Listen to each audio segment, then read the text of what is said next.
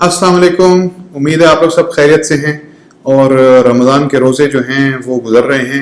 हम लोग अब दूसरे अशरे में दाखिल हो चुके हैं जो अशरा मग़फ़िरत का अशरा कहलाता है। तो इस अशरे में खूब अल्लाह से दुआ करें मग़फ़िरत की और अपने गुनाह हम सबको बख्शवाने चाहिए। ये मौका अल्लाह ने दिया है हमें, तो जितनी दुआ कर सकें अल्लाह से, जिस वक्त मिले अल्लाह से बख्शिश की दुआ करें बस। और कोई भी दुआ मांग सकते हैं। मतलब कुछ लोग बड़े पर्टिकुलर होते हैं कि नहीं ये दुआ मांगे। आप दुआ जो है ना, असल में वो एक कैफियत का नाम है। दुआ के लफ्ज़ ना भी निकलें, लेकिन अगर आपकी कैफियत है, अल्लाह तो जानता है, अल्लाह तो नीयतें देखता है, तो उसमें वो अल्फाज अगर ना भी निकल रहे हों, लेकिन अल्लाह आपकी कैफियत देख के ना, कभी कभार क्या होता है कि इंसान बहुत एक मतलब लंबी दुआ मांगता है, लेकिन उसके अंदर वो कैफियत नहीं पैदा होती कि वाकई में उसको तलब नहीं हो रही थी उस चीज़ की। लेकिन एक होता है कि इंसान के पास अल्फाज नहीं होते, लेकिन उसके दिल से एक दुआ निकल रही होती है, उसकी पूरे जिस्म में वो फील कर रहा होता है कि ये मैं अल्लाह से दुआ मांग रहा हूँ। वो कैफियत एक्चुअली दुआ होती है। तो इसीलिए मतलब आपके दिल से जो दुआ निकले बस वही आप दुआ करें अल्लाह से मग़फ़िरत की। अल्लाह हम सबके गुनाह बख्शे इंशाअल्लाह। और फिर जो आखिरी अशरा आएगा वो अशरा फिर जहन्नुम से निजात का है इंशाअल्लाह। अल्लाह हम सबको नसीब करे। तो हम लोग चलते हैं अपने आंसर्स की तरफ जो पहले एपिसोड के थे, पिछली एपिसोड के। तो सबसे पहला सवाल था कि वो कौन सी दो सूरतें हैं जिसको हुजूर सल्लल्लाहु अलैहि वसल्लम ने अल मुअव्विदतैन कहा है। मुअव्विदतैन मतलब के दो पहरेदार, दो प्रोटेक्टर्स। वो सब लोगों का जवाब सही था एक्चुअली। वो सूरह अल फलक और सूरह नास है जो आखिरी दो सूरतें हैं कुरान की। सूरह अल फलक जो है वो इंसान को एक्सटर्नल फैक्टर्स से प्रोटेक्ट करती है, जो अल्लाह की मखलूक, तो मिन शर्रि मा खलक हम लोग जो कहते हैं। और जो सूरह नास है वो इंसान को अंदरूनी जो शैतान के वसवसे हैं जो अंदर से आते हैं वो उससे प्रोटेक्ट करती है। तो अल्लाह हमको इन दोनों शर से बचाए और अल्लाह से दुआ मांगते रहा करें। और ये सूरत कसरत से पढ़ते रहा करें, रात को पढ़ें, दिन को पढ़ें, कभी पढ़ें, इंशाअल्लाह इनकी तासीर हुई रहती है। तो अल्लाह इंशाअल्लाह हम सबको महफूज रखे इन चीज़ों से। दूसरा सवाल जो था, और ये इत्तेफाक है कि वो रमज़ान में मतलब वक्त भी है जिसका जिक्र किया था कि वो कौन सा वक्त है जब अल्लाह अपने अगले साल के जो फैसले हैं हमें डेलीगेट कर देता है, डिस्ट्रीब्यूट कर देता है अल्लाह, ताकि उसकी इम्प्लीमेंटेशन करें वो। और वो वक्त है लैलतुल क़द्र का वक्त। हमें तो लैलतुल क़द्र यही पता है ना सूरह क़द्र में कि वो 1000 महीनों से बेहतर है, खैरुम मिन अल्फ़ि शहर। और उस दिन उस साथ इबादत करनी चाहिए हमें, हम सब करते हैं। और वो आखिरी ताक रातों में जो आखिरी अशरे की हैं, मतलब 21वीं शब, 23वीं, 25वीं, 27वीं, 29वीं। लेकिन उसके पीछे रेलेवेंस क्या है उस रात की, तो वो ये है कि अल्लाह उस दिन अपने अगले साल के सारे फैसले जो है ना वो फरिश्तों को बताता है और फिर फरिश्ते उसकी इम्प्लीमेंटेशन करते हैं।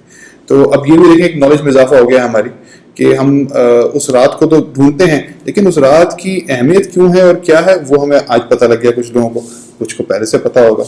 ठीक है जी। तो ये था उसका जवाब दूसरे सवाल का, लैलतुल क़द्र। तीसरा सवाल था कि इंसान के पास जब माल और दौलत हो जाता है ना, तो उसको फिर एक अल्लाह कैफियत में मुब्तला कर देता है, उसकी एक आजमाइश होती है। आपको पता है कि अल्लाह दो तरीके से आजमाइश लेता है।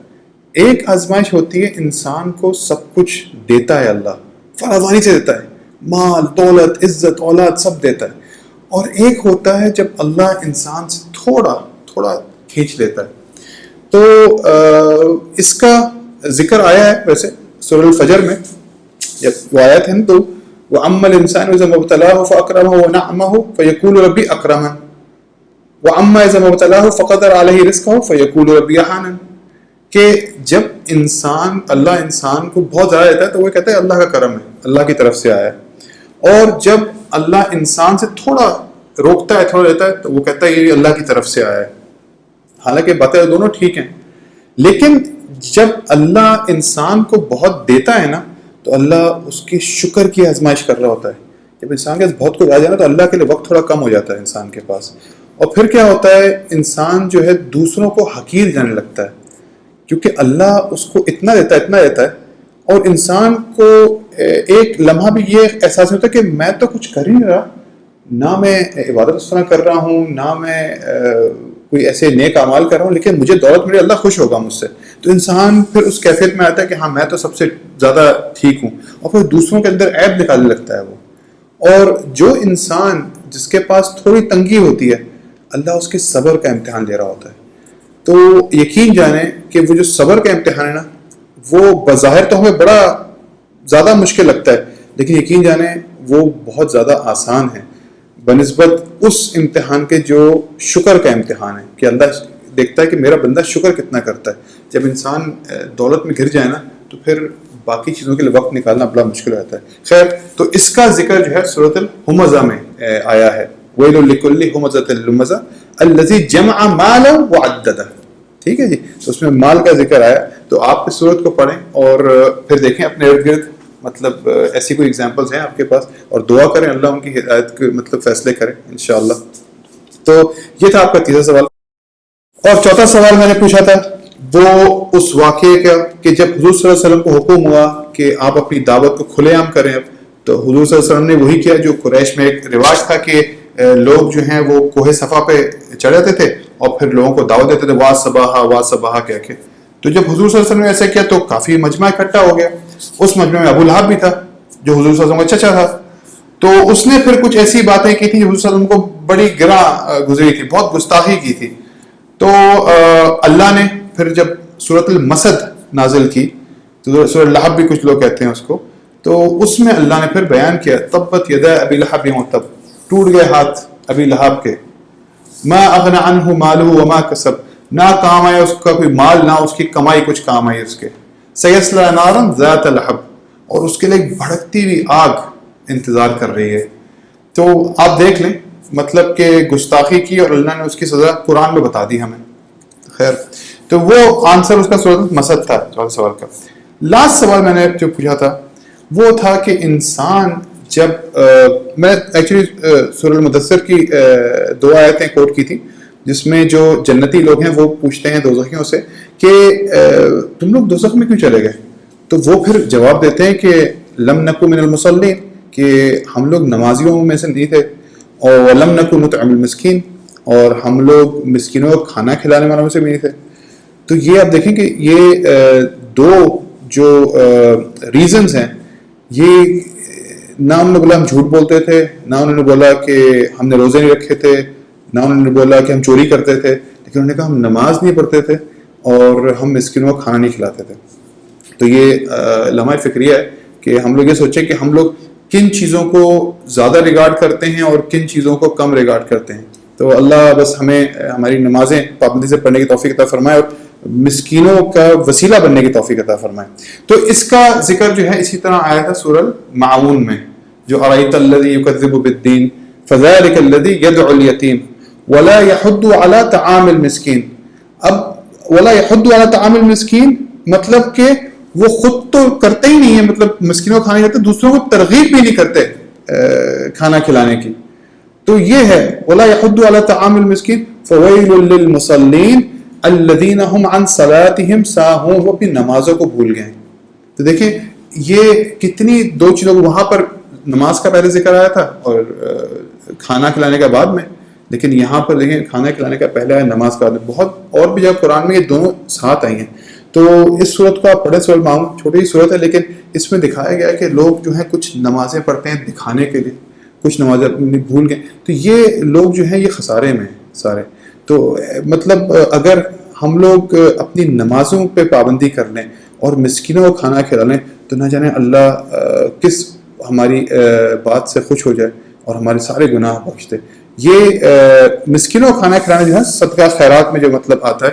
آپ کو پتہ ہے کہ جو زکوٰۃ ہے وہ ایک منیمم لیول اللہ نے بتایا ہے. آپ کو پتہ ہے کچھ جگہ پہ قرآن میں زکوٰۃ جو ہے وہ صدقہ خیرات کے بعد اس کا ذکر ہوا ہے کہ صدقہ و خیرات اتنا امپورٹنٹ ہے کہ اللہ کہتا ہے کہ چلو کچھ نہیں دیتے تو زکوٰۃ تو دو کم از کم. لیکن زکوٰۃ is not the end of it, it's the starting point, کہ اتنا تو دو، پھر now build on top of it. انسان کے پاس جب مال آ جائے نا تو اس پہ اس کا اپنا حق کم ہے، لیکن جو مستحقین جو مسکین ہیں ان کا حق زیادہ ہے اس مال پہ. یہ انشاءاللہ آپ سے اس موضوع پہ بات ہوگی ان قریب ہی. تو انشاءاللہ بس اللہ ہمیں ان دونوں میں سے نہ بنائے، اللہ ہمیں مسکینوں کے لیے بھی وسیلہ بنائے اور ہماری نازوں میں ہمیں پابندی رکھے انشاءاللہ۔ اچھا، یہ تو جوابات ہو گئے پچھلی ایپیسوڈ کے، اب ہم چلتے ہیں اس ایپیسوڈ کے کویشچنز کی طرف۔ تو پہلا سوال پوچھتے ہیں، حضور صلی اللہ علیہ وسلم کے یہاں ایک بیٹا ہوا تھا، اس کا نام قاسم تھا، اور کچھ لوگ طیب بھی کہتے ہیں، اور وہ پھر اللہ کو پیارا ہو گیا تھا بچپنے میں۔ پھر جب رسول اللہ وحی نازل ہو چکی تھی اور نبوت مل چکی تھی، تو ان کے ہاں ایک اور بیٹا ہوا تھا، اس کا نام عبداللہ تھا، اور وہ بھی اللہ کو پیارا ہو گیا تھا۔ تو حضور صلی اللہ علیہ وسلم بہت اداس تھے۔ ظاہری بات ہے اولاد کا لاس جو ہے وہ بہت مشکل ہوتا ہے برداشت کرنا۔ تو اور اس پہ آن ٹاپ آف دیٹ کیا ہوا تھا، قریش اس نعوذ باللہ استغفر اللہ اس پہ خوشی منا رہے تھے کہ حضور صلی اللہ علیہ وسلم کے آگے لینیج اب نہیں چلے گی، کیونکہ بیٹے سے چلتی ظاہری بات ہے۔ تو دیٹ واز میکنگ ہم، حضور صلی اللہ علیہ وسلم کو even more depressed and sad. Allah نے پھر یہ صورت اتاری، اور اس صورت میں ان کو اللہ نے تقویت دی، اللہ نے ان کا مورل ہائی کیا۔ وہ صورت کون سی ہے؟ وہ 30ویں سپارے میں ہے، ٹھیک ہے جی، جو اس انسیڈنٹ سے لنکڈ ہے، تو وہ آپ ڈھونڈیں انشاءاللہ آپ کو مل جائے گی۔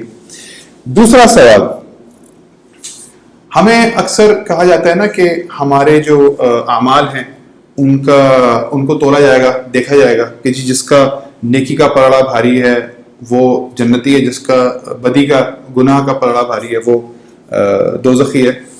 یہ کس صورت میں ذکر ہوا 30ویں سپارے میں اس کا، جہاں پر باقاعدہ بتایا گیا ہے کہ ان کا ویٹ ہوتا ہے، چیزوں کا، ان اعمال کا ویٹ ہوگا؟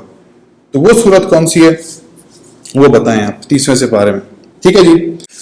اچھا، تیسرا سوال، اللہ کے ایک نبی تھے حضرت صالح علیہ السلام، ان کو ایک قوم کی طرف بھیجا گیا تھا، ٹھیک ہے، اور وہ قوم جو تھی وہ ٹیکنالوجیکلی کافی ایڈوانس تھے اس زمانے میں، کہ انہوں نے پہاڑوں کے اندر نا بڑے بڑے اپنے گھر بنائے ہوئے تھے، محلات، مطلب، اور وہ آج بھی ہیں ایکچولی سعودی عرب میں۔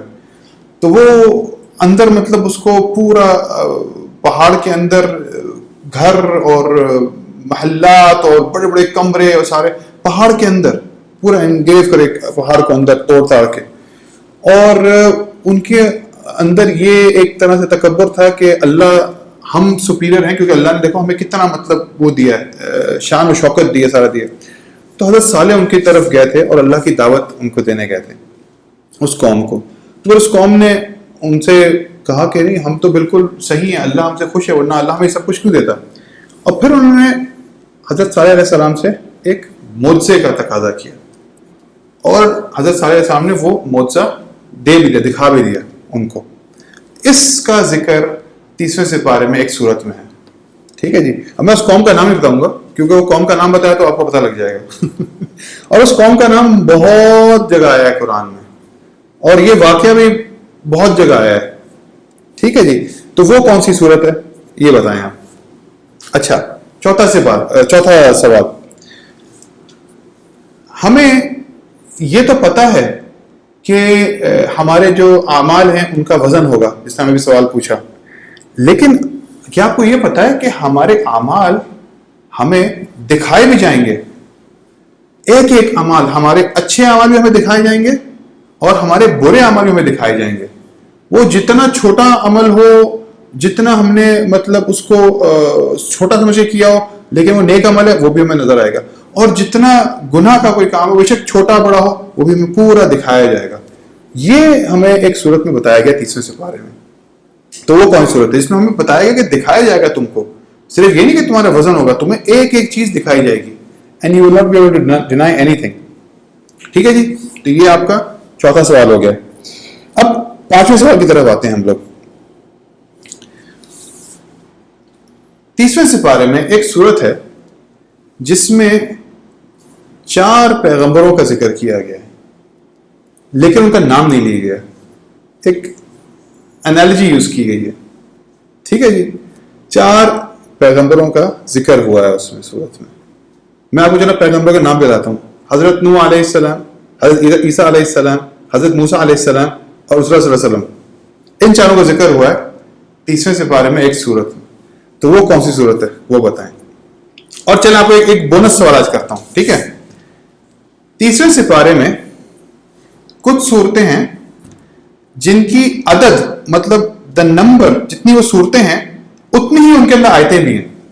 تو وہ صورتیں اس طرح مطلب ایک دوسرے کامن ہیں کہ جتنی وہ صورتوں کی عدد ہے، جتنی وہ صورتیں ہیں اتنی ہی ان کے اندر آیتیں بھی ہیں. تو وہ کون سی صورتیں ہیں اور کتنی آیتیں ہیں؟ ٹھیک ہے، یہ آپ کا ایک بونس سوال ہے. تو انشاءاللہ ود دس ہمارے اس ایپیسوڈ کے بھی سوال اور جواب پچھلے ایپیسوڈ کے ختم ہوتے ہیں. انشاءاللہ I will come back with more questions. اور آپ لوگ بھی اپنا خیال رکھیں انشاءاللہ. اور رمضان کے جو باقی روزے ہیں یہ خوب عبادت کے ساتھ گزاریں. جب بھی موقع ملے قرآن پڑھیں، ذکر کریں، اللہ سے دعا کریں، اللہ سے نوافل پڑھیں. انشاءاللہ ہمیں توفیق دے کہ اس مہینے کو جس طرح گزارنے کا حق ہے اسی طرح ہم لوگ گزاریں. یہ دعا اللہ سے مانگتے رہا کریں، انشاءاللہ اللہ توفیق دے گا ہمیں. وآخر الدعوانا الحمدللہ رب العالمین.